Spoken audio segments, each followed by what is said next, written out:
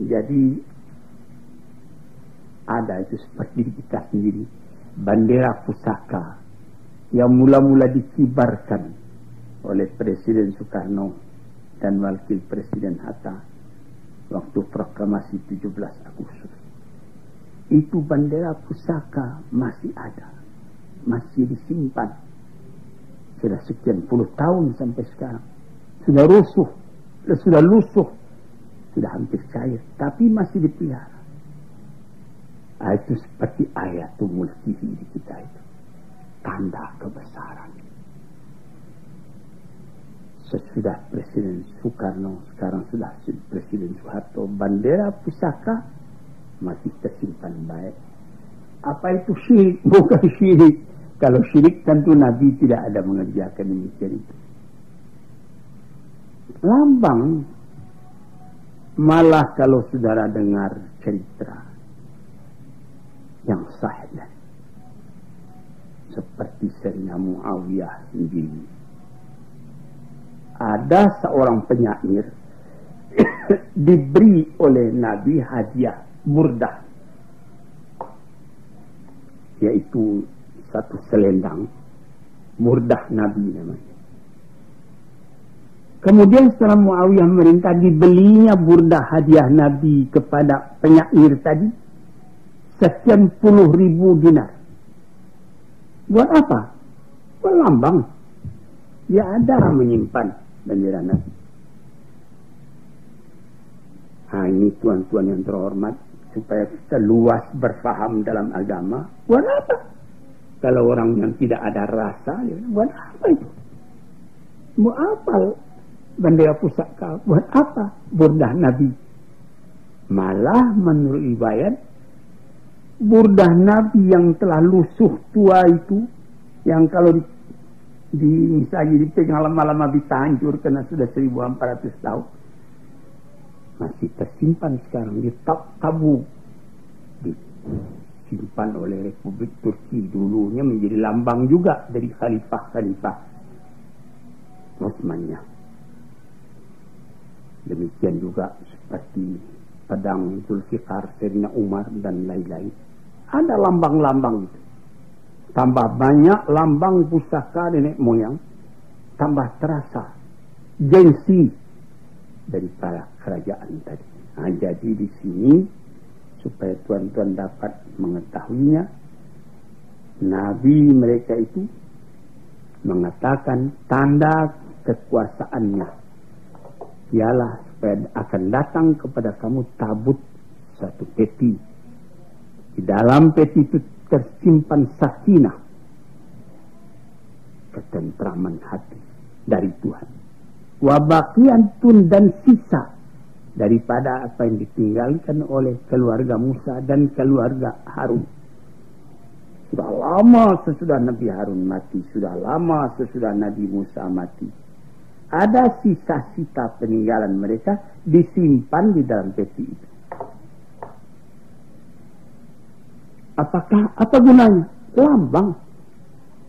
Ayatul mulkihi. Engkau mengatakan keturunan daripada Musa. Mana tandanya? Ini tandanya. Ada sisa. Atau seperti di dalam kerajaan Jambi dulu, ada keris si Jenje namanya.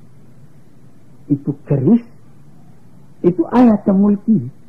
Lambang dari kerajaan Jambi. Raja yang memegang itulah yang berkuasa. Itu sebabnya diambil ikhtiar oleh Belanda bagaimana supaya si Jenje itu jatuh ke tangan dia. Saya juga pernah pergi ke kerajaan Brunei 10 tahun dulu lebih. Tahun 60 kalau saya tidak salah saya ke sana. Itu dikatakan di dalam batu bersurat di kuburan bahwa lambang yang ditinggalkan oleh Raja Minangkabau, yang Minangkabau katanya, yang datang ke negeri Jambi itu genta. Nah, di sini nampaklah bahwa tiap-tiap negeri itu mempunyai lambang. Maka menjadi lambang daripada orang yang pergi berperang itu ialah sisa-sisa peninggalan keluarga Musa dan keluarga Harun dibawa oleh malaikat. Sesungguhnya pada yang demikian itu adalah menjadi tanda untuk kamu jikalau kamu beriman kepada Allah.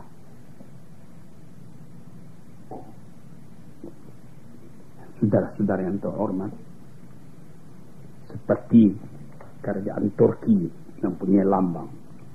Apa lambang? Bulan bintang. Kenapa? Katanya ada satu cerita saya baca. Itu kalau di hari jernih, langit terang, cuaca baik, itu bulan bintang kelihatan dekat. Tapi musuh-musuh katanya mendekatinya. Tambah lama, tambah tidak bisa dicapai. Kelihatan dia tambah dekat. Padahal jauhnya sekian juga. Akhirnya jatuh saja, hancur ke bawah. Yang bulan bintang tetap ada juga di udara. Ini lambang orang Turki. Demikianlah kadang-kadang bendera seperti orang Syiah mempunyai lambang hitam. Orang yang lain mempunyai lambang hijau dan lain-lain sebagainya. Nah, kita sendiri di Indonesia, lambang kita pun ada, bendera kita merah dan putih. Itu di tiap-tiap lambang kaum ada lambangnya. Maka di waktu berperangnya Raja Talut tadi, dia mempunyai lambang itu juga. Falamma fasala Talutu bil junudi qala innallaha mubtalikum binar. Setelah Talut memegang atau memimpin peperangan, membagi-bagi tentaranya, yang sayap kanan, sayap kiri, yang penempur tengah dan lain-lain sebagainya, diberi ingat, kalian nanti akan berperang dengan musuh. Di tengah jalan kalian akan bertemu dengan satu batang air, sungai. Menurut keterangannya itu sungai Yordan yang terkenal. Faman syariba minhu falaysa minni. Barang siapa yang minum dari air itu tidak golonganku. Wa man lam yat'amhu fa innahu minni. Barang siapa yang bisa menahan hati, dia tidak bisa minum di situ, itulah yang tenteraku. Illa man yaqtarafa ghurfatan. Kalau cuma mengambil saja satu satu genggam air, dikecupkannya kedua belah tangannya, bertemu jari dengan rapat, diambilnya air sekian, diminumnya, itu boleh. Tapi kalau sudah lebih daripada itu, terlalu banyak meminum air, nanti kamu lemah berperang. Jadi setelah lama berjalan, sampailah di batang air atau di sungai tadi. Diberi ingat, jangan banyak minum, cukup satu ciduk saja dengan air. Tapi yang minum satu ciduk itu tidak cukup, ya Allah, dia minum sampai dia punya perut jadi gempung karena minum. Fasyaribu minhu illa qalilan minhum. Semua minum, cuma sedikit yang tidak minum. Jadi kalau sudah terlalu banyak minum, kegesitan berjalan tidak ada lagi. Kalau sedikit saja bisa kuat, tapi kalau sudah tak minum karena panas, airnya dingin, dihantam, lemah badan. Setelah lepas dari tempat minum itu, falamma jawazahu huwa walladzina amanu ma'hu. Setelah lepas dari tempat itu, Nabi dan bersama dengan orang-orang yang beriman itu, qalu la taqata lana al-yawma bijalut wa junudi. Ini kita sudah capek ini, kita tidak kuat lagi berhadapan dengan Jalut atau Goliat dan tentaranya. Jadi sebagian besar orang yang turut minum karena dia yang banyak minum tadi tidak kuat pergi berjuang lagi. Qala alladzina yadhunnuna annahum mulaqu rabbihim. Tapi orang yang memegang disiplin dengan keras, dia tidak minum kecuali sejemput air saja, dia terus menghadapi musuh tadi. Yang sedikit itulah yang menang.